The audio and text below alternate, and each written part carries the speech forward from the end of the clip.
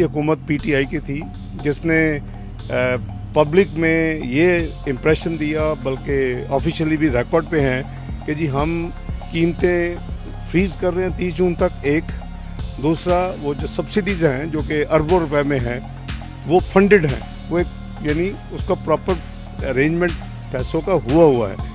तो वो जब ये चले गए तो एक्चुअली वो फंडेड नहीं है। तो कहे तो ये करीबन 300 अरब की इशू है जो आवाम पे बोझ अगर डालेंगे तो हर चीज़ की कीमत आसमान पे जाएगी। तो वो जो एक डिस्कशन है उसको एक लॉजिकल कंक्लूजन को लेके जाने के लिए ये ज़रूरी था कि मियां शहबाज शरीफ साहब हैं वो यहाँ तशरीफ़ ले आएँ और हम फिर बैठ के, क्योंकि ये इतना आसान काम नहीं है। ये पाकिस्तान की आवाम इतना ज़्यादा महंगाई का तूफ़ान बर्दाश्त कर चुकी है पिछले चंद सालों में कि अब वो मज़ीद बर्दाश्त करने के काबिल नहीं है। इलेक्शन कमीशन ने कहा है कि अक्टूबर से पहले तो कर ही नहीं सकते इलेक्शन। ये अब PMLN और जो पॉलिटिकल इत्तेहादी जमातें हैं वो फैसला करेंगी। उसमें तो अभी इशू जल्दी नहीं है वो, क्योंकि अक्टूबर से पहले इलेक्शन जब हो ही नहीं सकते तो फिर इलेक्शन की तो डिस्कशन मुझे नहीं समझ आ रही कि कहाँ से आ रही है। फिर मैं कह रहा हूँ कि अक्टूबर तक हो ही नहीं सकते और अगस्त 2023 तो वो फैसला फिर PMLN और जो उनके इत्तेहादी जमातें हैं, जो 11 जमातें हैं, ये सारी मिल के फैसला करेंगी इलेक्शन कब हो गए। वो मेरा ख्याल है कि उसको हमें इंतजार करना पड़ेगा। अस्सलाम वालेकुम दोस्तों, लंदन में क्या होने जा रहा है और मुस्लिम लीग नून कौन सा बड़ा कदम लेने जा रही है? क्या इंतखाबात की तारीख का ऐलान होगा? और पंजाब में क्या हो रहा है? परवेज इलाही क्यों कायम मकाम गवर्नर का हल्फ नहीं ले रहे? क्या खतरा है उनको? आज की वीडियो में कुछ अहम तरीन तफसीलात आपसे शेयर करेंगे। मैं हूं सरफराज राजा। अगर आप हमारे साथ नए हैं तो आपने 3 काम कर लेने हैं। हमारा चैनल सब्सक्राइब कर लेना है, बेल आइकन दबाना है ताकि हमारी वीडियोस के अपडेट्स आप तक फौरी तौर पर पहुंच सकें, और हमारा फेसबुक पेज भी आपने जरूर लाइक कर लेना है। तो दोस्तों, आपको मालूम है कि लंदन में एक हंगामी इजलास तलब किया गया नवाज शरीफ की जानिब से, और उसमें वज़ीर आज़म शहबाज शरीफ और काबीना के अहम अरकान ख्वाजा साद रफ़ीक, ख्वाजा आसिफ, खुर्रम दस्तगीर, मरियम औरंगज़ेब, ये तमाम लोग उसमें शिरकत के लिए लंदन पहुंच चुके हैं। जैसे ही ये इजलास तलब किया गया और ये बताया गया कि मुस्लिम लीग नून कोई बड़ा फैसला करने जा रही है, तो चहमगोइयाँ शुरू होंगी कि क्या नए इंतखाबात की तारीख का ऐलान होने जा रहा है, क्या फैसला होगा नए इंतखाबात का। क्योंकि ये बात एक हकीकत है कि नून लीग और जो इत्तेहादी जमातें हैं वो इस वक्त एक गिरदाब में फंस चुकी हैं, और ये गिरदाब है माशी गिरदाब। हुकूमत संभालने के बाद उनको मालूम हुआ है कि ये तो बहुत बड़े माशी चैलेंजेस हैं जिनका सामना उनको करना पड़ रहा है, और अगर इन चैलेंजेस से वो निकलते नहीं हैं तो ये उनके लिए एक बहुत बड़ा जो है वो सेटबैक होगा इंतखाबात में। और क्योंकि इससे पहले वो क्रिटिसाइज करते रहे हैं साबका हुकूमत को महंगाई के हवाले से, और अगर अब खुद वो इस महंगाई पर काबू नहीं पा सकते तो फिर वो किस बयानिए के साथ नए इंतखाबात में जाएंगे।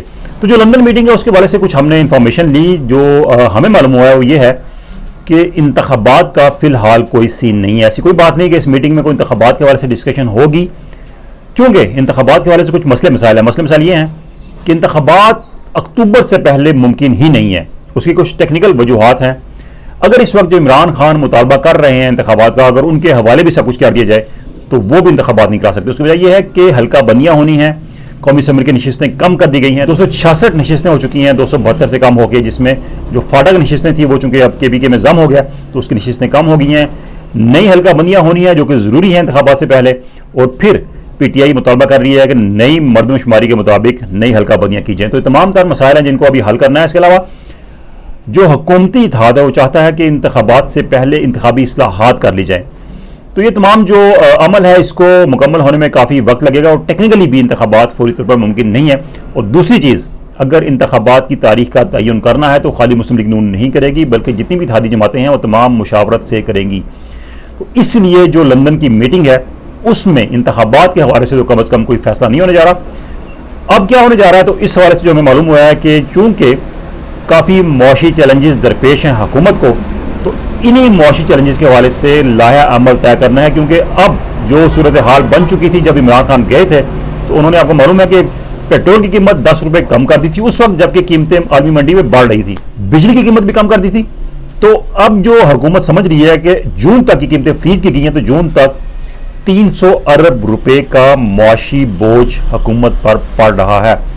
इसको कैसे कैटर करना है, तो आपको मालूम है कि इसहाक डार इस वक्त पाकिस्तान के डिफेक्टो वजीर खजाना है। अगरचे वजीर खजाना मिफ्ता इस्माइल हैं, लेकिन मामलात को इसहाक डार ही देख रहे हैं और बड़े डिसीजन वही कर रहे हैं। मुआशी चैलेंजेस जो है उनको ज़ेर बहस लाया जाना है और उस पर कोई फैसला होना है कि क्या किया जाए और वहां पर किस तरीके से कम बोझ डाला जाए ताकि वो जो बयानिया बनाया था हुकूमत, जो अभी हुकूमत है उसने साबका दौर में महंगाई का, उसको धचका ना पहुंचे और किसी तरह आवाम को रिलीफ मिले, क्योंकि इलेक्शन ईयर है, इलेक्शन का साल है, तो इसके बाद इलेक्शन में जाना है, तो ये रिलीफ किस तरीके से देना है इस पर गौर होगा। इसके अलावा पार्टी के हवाले से कुछ उमूर है जिसमें पावर शेयरिंग है, पंजाब की पावर शेयरिंग है, पंजाब में चूंकि काबीना बननी है तो उस हवाले से क्या होगा, और इंतखाबात के हवाले से भी कुछ जो अलायंसेस जहन में है, मद्देनजर है, उसको भी डिस्कशन में लाया जाएगा। तमाम तर जो अमूर हैं इनको इस इजलास में ज़ेर बहस लाया जाएगा, लेकिन जो बड़ा फैसला लोग समझ रहे हैं कि इंतखाबात के हवाले से होगा, तो हमारी इत्तलात के मुताबिक ऐसा कोई फैसला नहीं होने जा रहा। पंजाब में दोस्तों क्या हो रहा है, तो पंजाब में आपको मालूम है